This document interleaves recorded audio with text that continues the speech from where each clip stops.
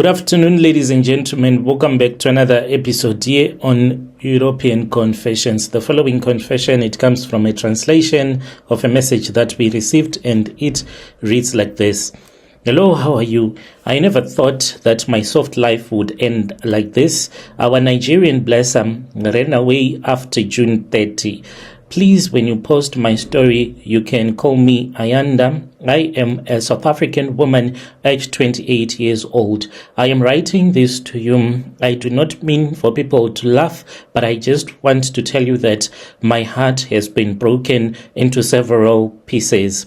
Bro Nash, when you read my story, the first thing that you are supposed to do is ask for your listeners, those that are listening from outside of South Africa, if there is any rich man who is staying in countries like Botswana, Namibia, even if it is in Zim, Mozambique. No, I want those three countries in Southern Africa who is looking for a second wife, who is rich. Please tell me. I do not want a Nigerian because Nigeria, it is very far from South Africa. I want a place where I will be close to home. I am willing to become a second wife if it means that the man is going to be able to look after me. I do not want to date broke guys. Let me take you back where I was in matric. When I started dating rich Nigerians for cash. I was born and I was raised in Durban before I had eventually moved to Cape Town, and then I came to Joburg. Yes, I went to Cape Town after completing my matric. I was staying alone. I was sleeping with a married Nigerian guy who had moved with his family. He was a doctor. He was rich as well. My mom and my dad, they separated when I was still very young. My mom, she was a very beautiful woman. She was not like a slave queen, but she always dated a lot of guys, and this is the kind of an upbringing that I got.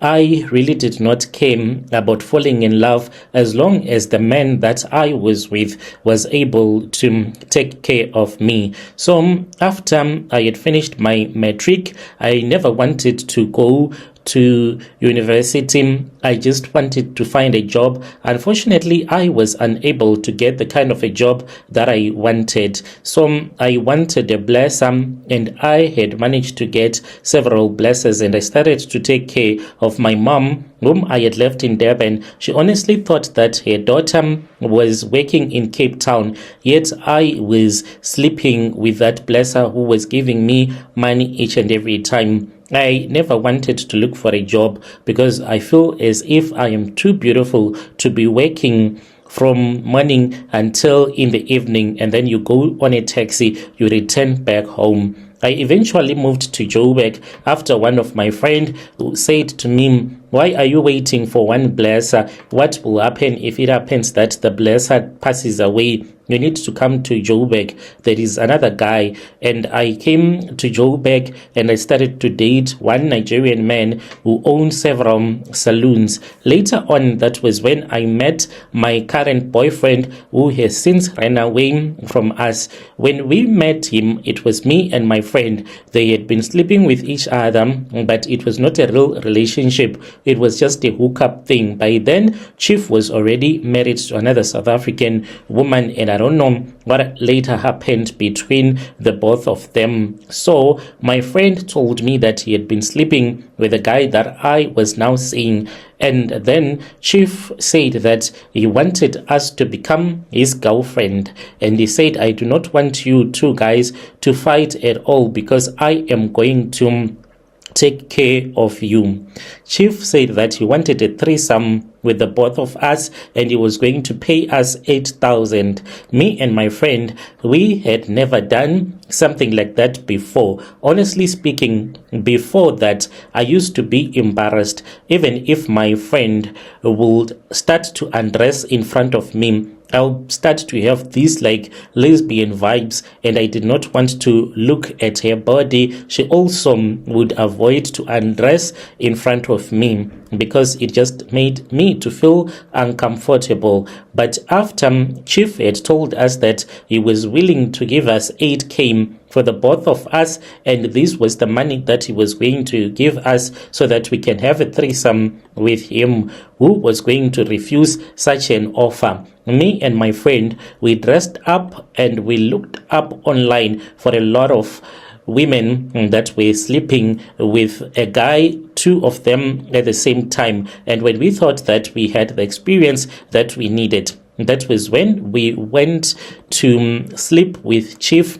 We met with Chief at this other place which belonged to his best friend, because by then he was still staying with the ex-wife. So we met there and we slept together. It was a first for me to share a bed with a man and my best friend, all of us having sexual intercourse at the same time.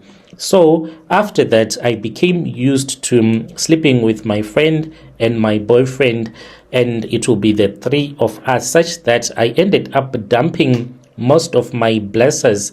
I rushed to tell you the truth. I did not know that this was what was going to happen later on in life. If I had known that this was what was going to happen, I was going to keep maybe one or two of my boyfriends who were my South African blessers. But because Chief was able to do whatever that I wanted him to do for me, he would buy for me whatever that I wanted, as well as taking care and maintaining my best friend. That is why I am saying, as for now, I really do not care. Even if it happens that you find a guy who is already married, who wants to be in a polygamy, I am okay, because my friend and we were dating the same guy, staying and sleeping in the same bed, so it won't be anything new to me. Chief used to pay for my rent. He even bought a car. But this car that he bought for me, he did not buy it cash. Since I was getting a lot of money, I was able to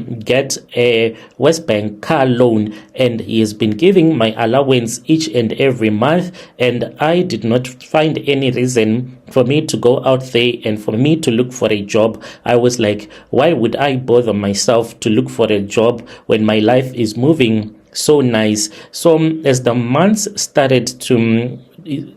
were going by, I was driving my own car, and I had even forgotten about what poverty is like. So I then heard that Chief, he wanted to relocate. He told me that he was unable to run his business anymore in SA because of the protest that is happening. This was like in mid-June when he called us. We were at his house and he was like, girls, this is what I want you to know. I will be moving back to Nigeria because I can't be able to run my business anymore in South Africa. And we were like, why can't you run your business? You're not taking anyone's job. He was like, I don't have any documents, like business documents, to continue doing the kind of business that I am doing. So I was really sad, but I thought that it was a phase that was just going to come to pass.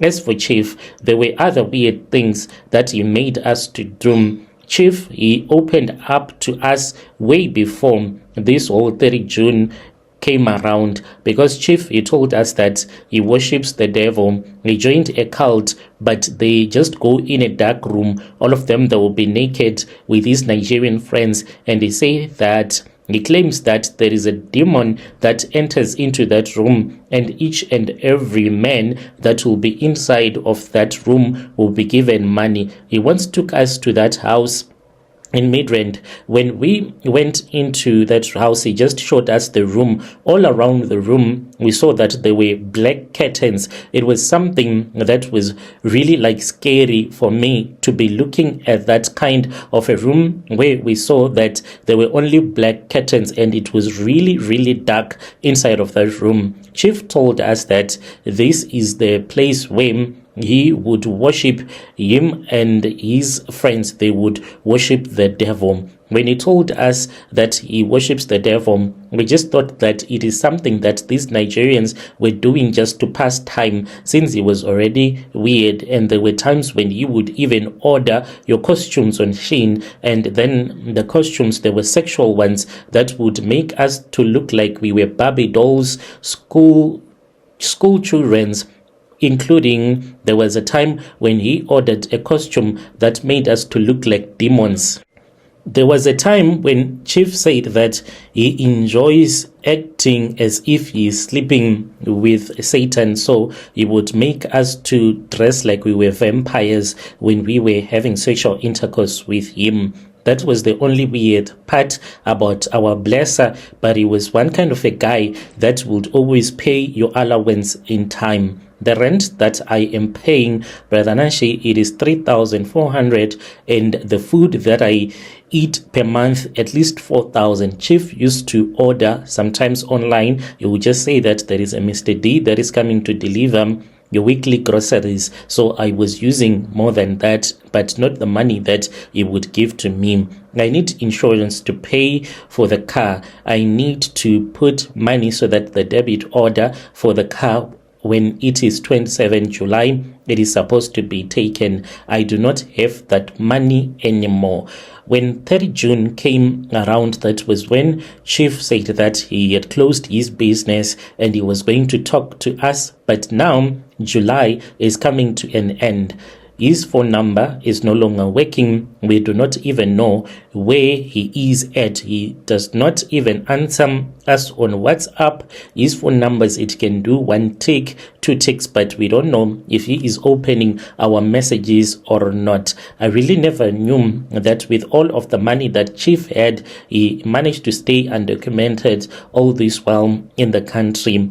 I am asking for anyone that is able to take care of me, who can give me the same amount of money that I was being given by Chief every month, and I was getting between your 24 to 25k like each and every month. If you know anyone that can give me that money, I am willing to become a good girl. I'm not the cheating type, hence I said I am even willing to go into a relationship with a married guy. I will never bring STIs or HIV into that marriage. I'm someone that is cool. When you give me money, you won't have any problems with me. I went with my friend to the place where Chief was staying. When we arrived there, we were told by the security team that they had removed his biometrics from the gate because he had requested so, and he had already exited the premises. Where he has gone to, I really do not even know. They said that maybe he went back to his country in Nigeria. I don't have any single savings. Ever since I started dating Chief about 2 years back until now, it had never crossed my mind that maybe I need to have a little bit of savings just in case if someone is like, why were you not saving money? But this is what I want you to tell my people, South Africans. Why have you done something like this? What do you want women like us to do? What do you expect us to do? How are we going to survive when you have chased our blessings away?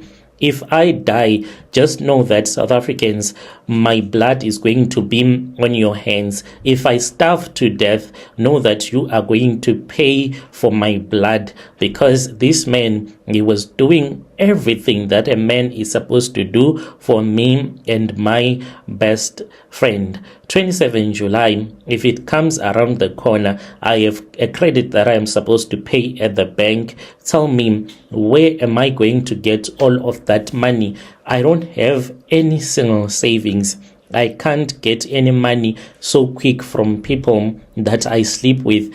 Even if I go and I sell my body, I won't be able to raise all of this money. Besides, with Chief, it was not like every day he wants sex. He would want it maybe once or twice a month, which meant that I would be resting, just enjoying my money, going out to groove and to drink. And he, even though he was a jealous guy, but I told him that I will never ever cheat on you. Brother Nashi, if there is a blesser that is in Zim, that is filthy rich, who is looking for a girlfriend, South African mistress, I am here. I have a good attitude. I am not rude, even though I am a baddie, but I am soft-hearted. I would always listen to whatever that you are going to ask from me.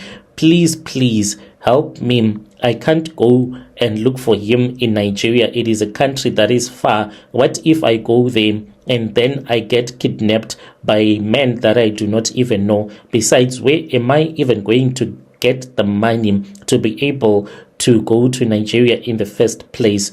Okay, finally, if it happens that you do not get a man from outside of the country whom I will be willing to relocate to his country, as long as it is a country that is very close to home, if you do not get someone like that, then give me something that can help me to become rich overnight. I do not want to hear people judging me. This is the decision that I have made on my life. You made your own decision to chase my blesser, so leave me so that I can make my own decision. No one even judged you when you were busy chasing our blessers. Now I am going to go hungry, to starve because of my blesser. He is left, he is not speaking with me. I pray to God that he is still in SA. He is just waiting for the wind to pass, and then he would return back to me. I can't return back to the location with the kind of a life that I have been living right now in the place where I am staying. I can't. Even some people, relatives that I used to laugh at, I'm pretty sure that they would laugh at me so bad if it happens that I return back and then I start to look for a job. I have zero experience. As I have said, that the only experience that I got is experience in the bedroom. If there is a Christian guy, a South African, who is ready to settle down, please know that I am not a second-hand item. As I have told you that my relationship with Chief, it was not about sex at all. He would only sleep with me maybe once or twice a month, so the mileage, do not worry about it. I still taste nice and I am tight, by the way. Please, when you post, just give me a link so that I can follow through. Your dear listeners, right there was a message that was sent to us by our dear sister, who is saying that she is looking for a man. Her mileage is still very low. She is blaming those that chased her blesser back to his country, saying if she dies, if she gets kicked out by her landlord, then her blood is going to be on your hands, because she has been surviving all of these years due to the fact that she was dating a rich Nigerian blesser. She is looking for a man, even if it means that she will enter into a polygamy. She is like, I really do not mind anymore. She is looking for a Christian guy to date who is ready to settle down, because she is saying that I am now ready for marriage. Let us speak with our dear sister in the comment section.